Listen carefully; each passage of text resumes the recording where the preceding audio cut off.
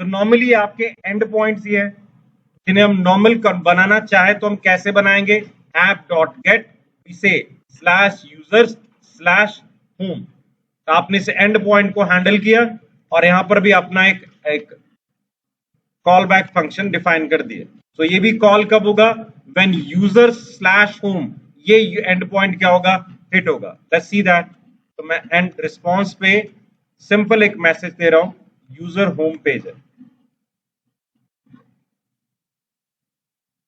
सो अगर मैं इस कोड को भी रन कर रहा हूं, मैं node1 स्टार्ट कर रहा हूं और इंडेक्स डॉट क्या है, जेएस है।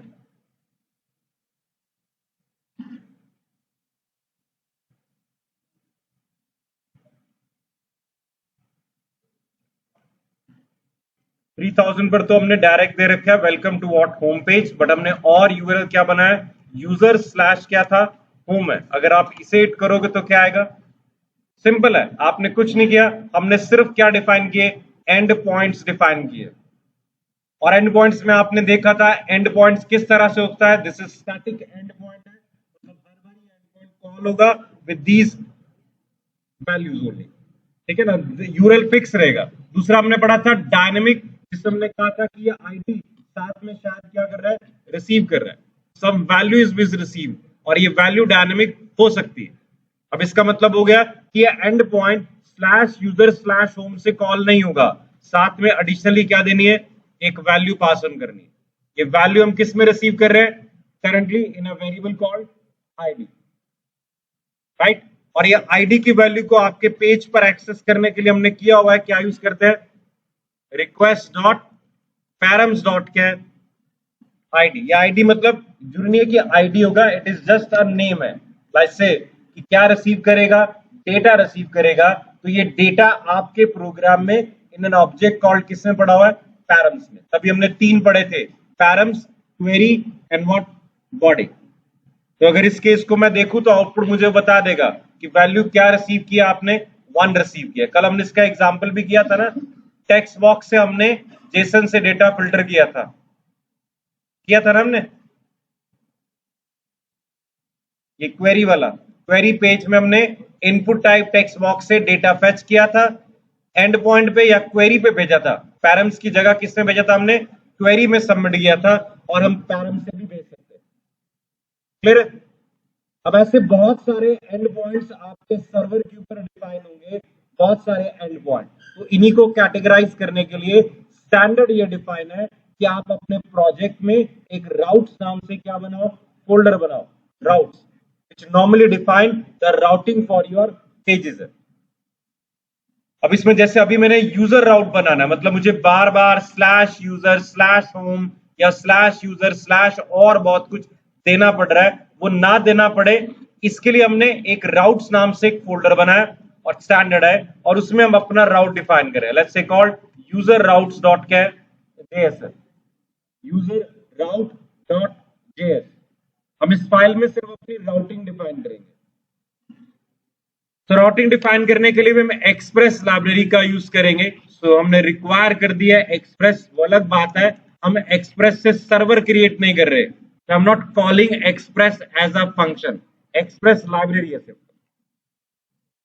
क्योंकि इसी लाइब्रेरी से हमें क्या मिलेगा, राउटर मिलेगा। So let's say router express dot method क्या है, राउटर है, so that help me to generate what the router है।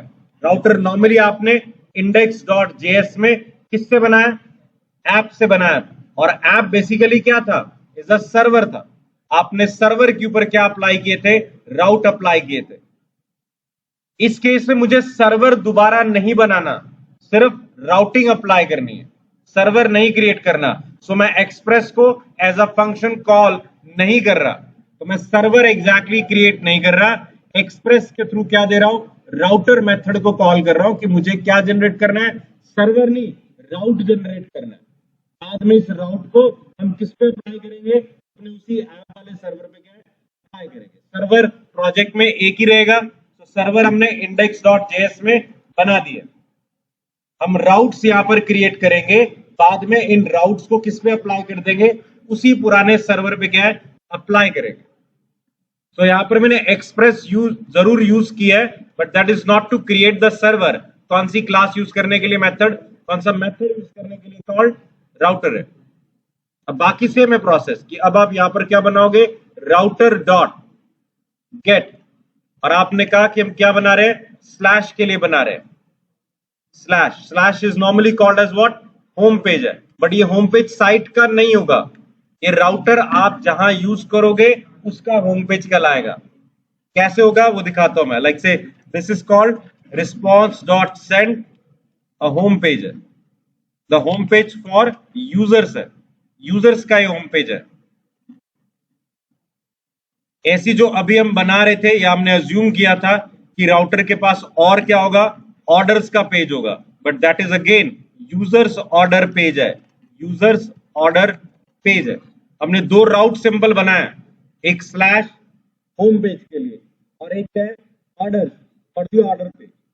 बट ये मुझे चलाने कैसे हैं exactly, I want to execute this code as what, slash users slash and slash users slash what orders है, तो मुझे इस तरह से एग्जीक्यूट करने हैं।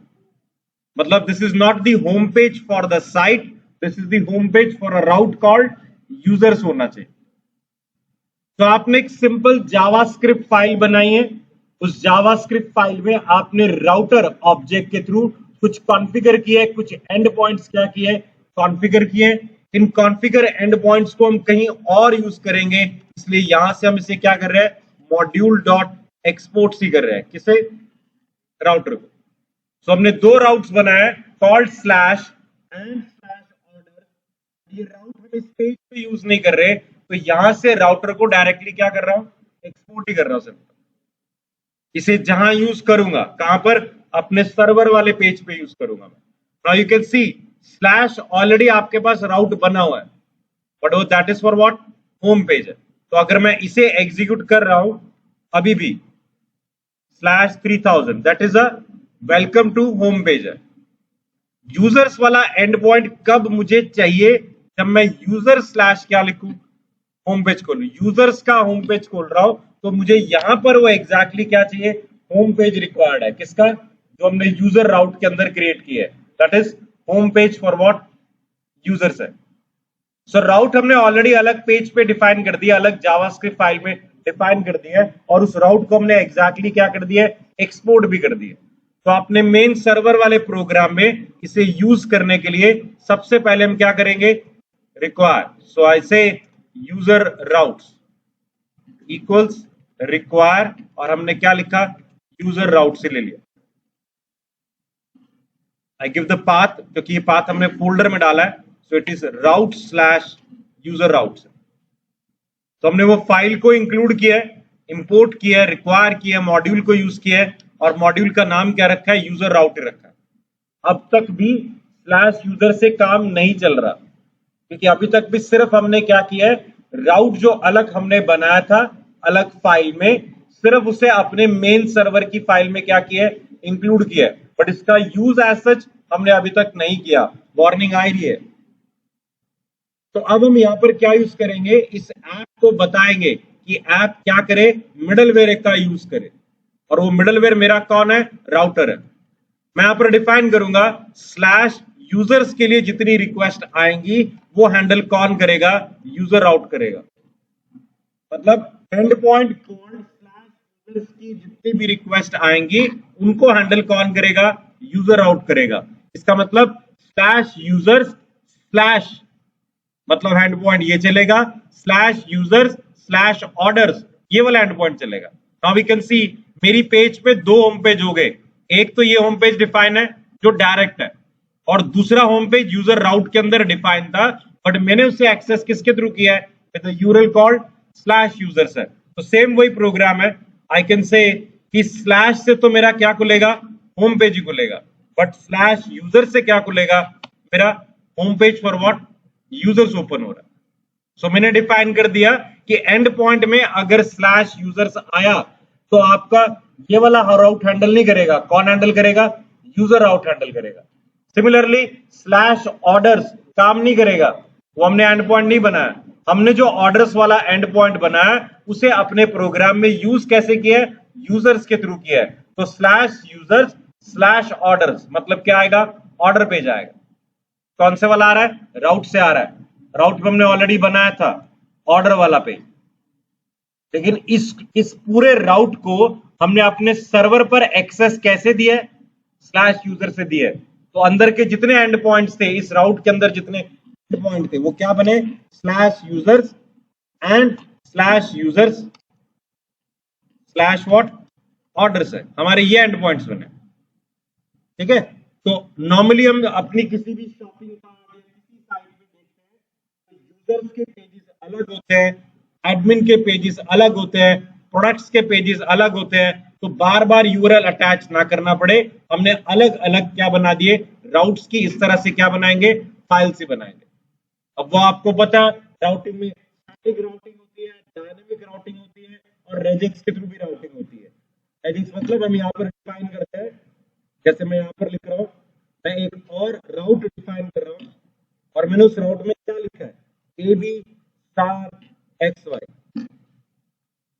अब इसका मतलब हो गया कि राउट के पहले दो लेटर्स AB होने चाहिए, लास्ट के दो लेटर XYZ होना चाहिए, बीच में जो मर्जी लिखा हो उन सब के लिए एक ही एंड पॉइंट है, ये वाला। तो आपने एक जर्नल एंड पॉइंट बना दिया for all the request starting with AB ending with XY, बीच में चाहे कोई और भी डेटा क्यों ना पड़ा हो, उन सभी के लिए एग्जैक्टली आपने एक एंड पॉइंट क्या है? जनरेट कर दिया। तो ABC XY, ये एंड पॉइंट कौन सा कॉल हो रहा है? ये वाला कॉल। क्लियर है कि नहीं? सो राउटिंग 3 स्टैटिक, डायनेमिक और रेजेक्स के ऊपर बेस्ड है, रेगुलर एक्सप्रेशन के ऊपर बेस्ड जिसे हम कहते हैं। जो हमने अभी क्या लगाया, we can have star, we can have question mark, बहुत सारे होते हैं, you can see that.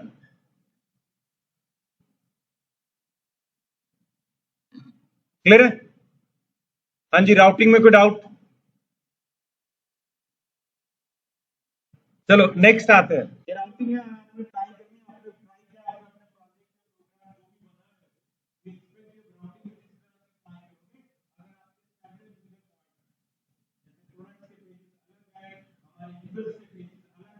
Project account section अलग डिफाइन है, तो अलग अलग सेक्शन के एंड पॉइंट्स होंगे। अब ये स्लैश होम पेज एक ही साइट में दो बारी तो हो नहीं सकता, तो हमने कहा यूजर्स का अलग है, एडमिन का अलग है। ये नाम है, दूसरा ये नाम है, कुछ भी रख सकते हो। ये तो हमने सिर्फ डिफाइन किया कि यूजर राउट्स के अंदर जितने राउट्स हैं वो मेरे सर्वर में एक्सेसिबल कैसे होंगे, बाय यूजिंग व्हाट? XYZ है, दैट्स इट। तो इसका मतलब है मेरे वो पेजेस कैसे एक्सेस होंगे? XYZ, यूजर से नहीं होगा, यूजर से नहीं होगा। ठीक है, हमने वो पेजेस का एंड पॉइंट क्या दे रखा है? Now is given that XYZ, so XYZ से जरूर होगा। ये नाम है, आप किसी भी नाम से इंक्लूड कर सकते हैं।